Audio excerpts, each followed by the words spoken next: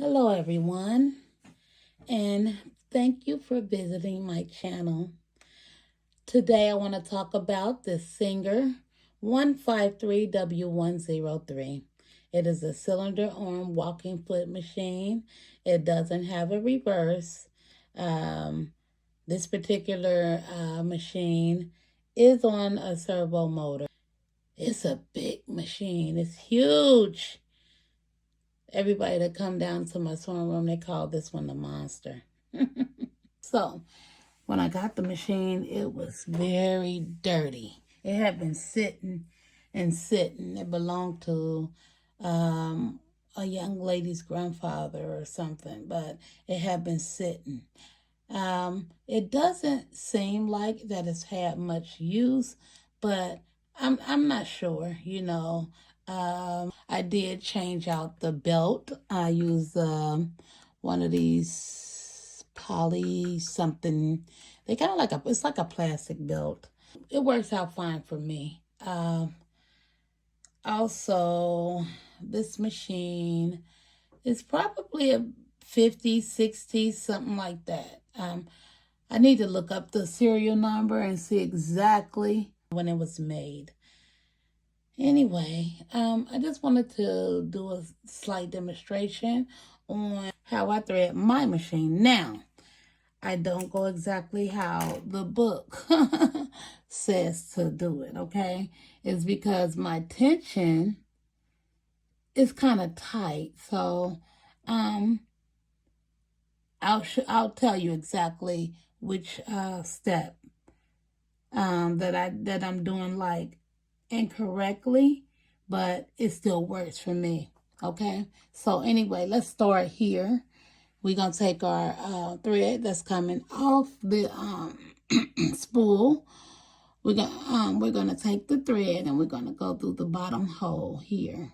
Okay, so there's a hole here and there's a hole at the top. We're gonna take it through the bottom hole. Okay, and then we're gonna take this. This is what I do. I take it around. I mean, are we getting it? Let's do it like this. We can come through the bottom hole this way.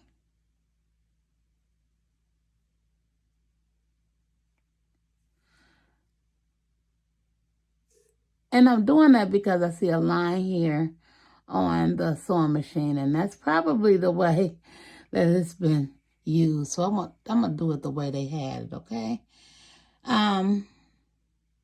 And so from here, I go down in this last hole, and then I come around, and I go back down in the first hole. This is the area that I want to talk about. This is the area, I think in the book, it says to go down, come back up through the middle hole, and go back down. Or either it's go down, come around through the middle hole, and come back around through the last hole. This is just how I do mine. I mean, it still works perfectly. I guess you can do it several ways, but this isn't the way that the book tells you to do it, okay? Then I actually take this thread here and go around this tension disc, okay? So now, and I took it around this tension disc. There is a finger that's sticking out here. A lot of people feel like you're supposed to take the thread around that finger or something. No, the thread has nothing to do with this finger. That's just there for the to allow the tension disc to be placed properly when you disassemble it and then put it back together. So this is just the finger for the tension disc. It has nothing to do with how you thread the machine, okay? So let's take it and we're going to go around the bottom, around this disc. In between the discs, you're going to put the thread in between the discs, and then you're going to pull up. Oh, shoot, I didn't do it. There we go. So I pull up until I hear that click. And that's when you know that it's inside the tension spring. Okay? So next move, we're going to take it and go into this thread guide here. Okay? Now I'm going to lift up my take-up lever so I can put it through that. I'm going to come back down here, and I'm going to put it back through the thread guide. And then I'm going to put it through this thread guide. Then there's another thread guide. And then there's one more thread guide. You can go around this way and put it through the back like I just did. Sometimes I just stick it down in there because it's kind of hard sometimes to get it through that back. But today I guess it's just showing out for me and allowing me to get it done fast. Okay, so I'm going to thread my needle. And then let's just put that back out of the way. All right, now I'm going to, I'm using Tex 69 thread. Okay, so here's the bobbin. We're gonna put our bobbin down into the bobbin case, and I'm gonna take it through the slit. Let's go ahead and lock the bobbin down. That helps me to be able to put this through this groove here. There we go. All right, so everything is done there. That's all you have to do with the bobbin. Then we're gonna close it up. My next step will be to actually, let me hold on to this. Okay, sorry. Okay, I'm fishing for the bobbin thread now. So I'm just turning my hand wheel with my hand here. And I am fishing for the bobbin thread. That's 2. Normally it come up on 4. Okay, I don't know why it takes 4 rotations. But, see, every time it comes up on the 4th rotation. Why? It just does, okay? It's not, I don't know. All right, so, another thing about this machine, I did oil it. Every time I use this machine, I oil it. No matter if I'm using it for 5 or 10 minutes, I oil this machine every time. This machine clunked out on me like it just kind of seized up when I first got it because I oiled it, but I didn't give it enough oil. This is what I've been using. I've been using a Tri-Flow, but someone said something about I need to use just regular sewing machine oil. Let's go ahead, and then this is the lift. It's a pretty high lift. It has a foot lift pedal. Underneath the table, as well as just the pedal for the motor. So it has 2 pedals. Okay, let's go down here. I'm gonna go ahead and I'm gonna start.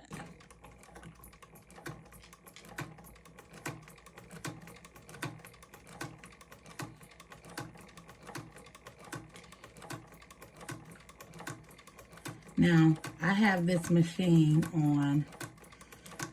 Like I said again, it's on a servo motor, and right now I have it at its slowest speed. I'm not positive that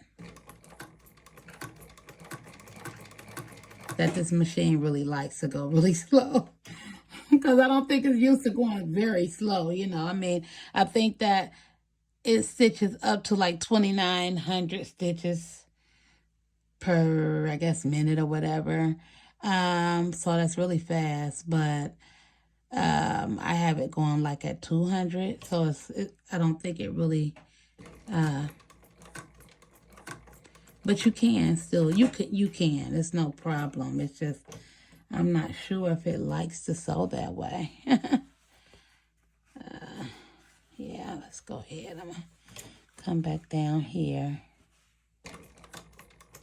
Now, this is 200 stitches, but this is 500. And that's with my foot all the way down on the pedal, okay? So,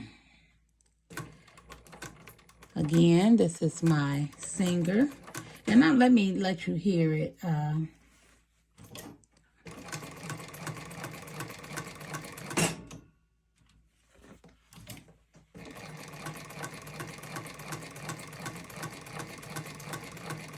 Basically, I haven't had many problems other than the few problems that I started off with. The machine wasn't oiled enough.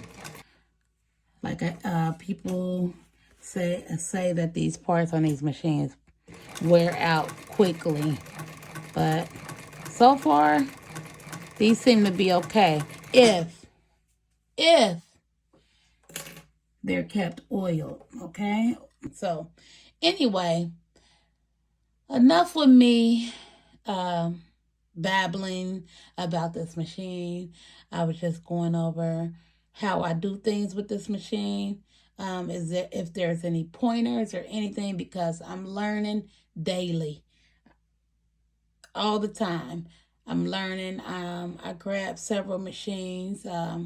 Right now, I have a lot more machines to bring you all. So I want you all to come back, and I want you to enjoy my videos as I post them. I have been posting like shorts with things that I make, but I promise to start making my how-to videos as well, like I used to with my vintage sewing machines. Now, I still do have vintage sewing machines, but I have industrial sewing machines as well. Now I think I have a lot more industrials than I do vintage, but I like to collect them, and I like to see how they function. I like to see if I can get them working. I like to see, their capabilities. So a lot of times I'll purchase a machine just because I'm hungry just to see how it works. Basically, that's it. And then sometimes I just say, okay, on to the next one. But then I get some machines where I'll say, I'll never sell this machine. This is probably one of those machines that I'll probably never sell unless it start giving me problems that I can't deal with. Oh, let me go over one more thing. I noticed that it doesn't have a reverse. This is what I do in that case. I'll go down a few stitches. Then I'll take and pull this up. Okay, let's pull it back just a little bit. Then I look and I say, uh-oh, there we go. Put it back down. Then I go right back over the stitch. So let me see. See, that was the other one. Sometimes you can go right over the stitch. It just doesn't matter right now what I'm doing because I'm just rushing. Let me pull this all the way up. Make sure that's all the way up. And then pull it back. Put it back, put the foot back down. You can even keep the foot up while you look to make sure that the needle is placed right back on top of your stitch. And then you can go right back over it. Now, that's how I've been doing on my with the things that I've been sewing. I've been actually just I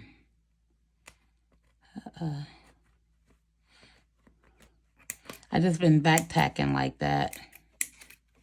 Yeah.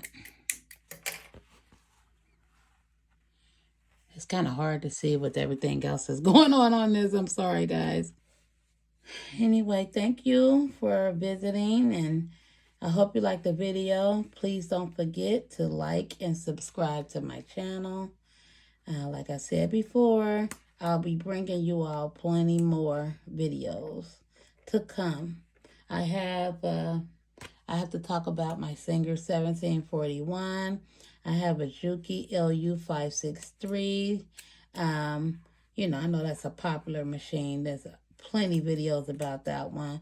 And then I have a Singer, what is it, the embroidery chain stitch machine that I'm still learning. So I'm trying my best with that one. I've been trying. Yeah. But anyway, you guys have a great day. And I'll see you next time. Bye for now.